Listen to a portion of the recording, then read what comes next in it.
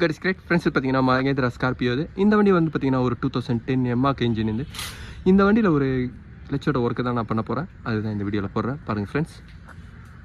இந்த ஸ்கார்பியோ வந்து பார்த்தீங்கன்னா 1 lakh ஓடி இருக்குது. இந்த ஸ்கார்பியோவில் கிளச்சோட ஹார்னஸ் கம்ப்ளைண்ட் இருக்குது. அதேமாதிரி கியர் பாக்ஸ்லேயே வந்து பார்த்தீங்கன்னா ஸ்லேவ் சிலிண்டர் கிளச்சோட லீக் இருக்குது பாருங்கள்.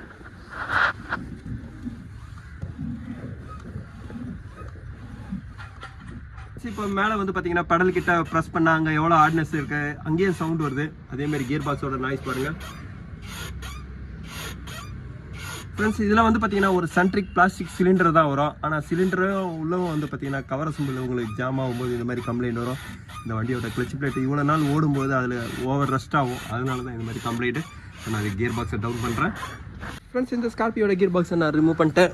இதில் வந்து பாருங்கள் கிளச் சிலிண்டர் தான் ஃபுல்லாக லீக் இருக்குது.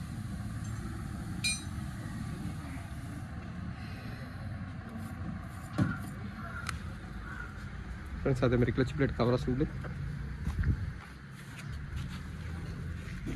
கிளச் பிளேட்டோட கண்டிஷனும் வந்து பார்த்தீங்கன்னா இதில் போயிட்டுருக்கு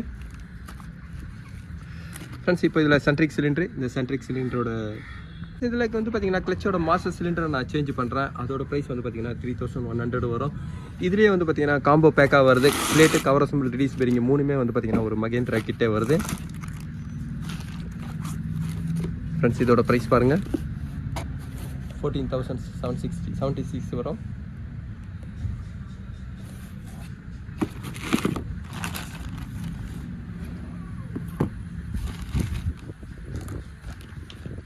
இப்போ நான் கிளச் பிளேட் ஃபிட் பண்ணுறேன்.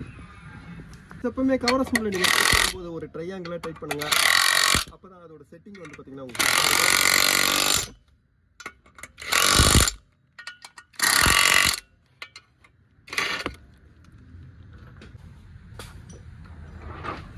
ஃப்ரெண்ட்ஸ். இதுக்கப்புறம் கியர் பாக்ஸை நான் லோட் பண்ணுறேன்.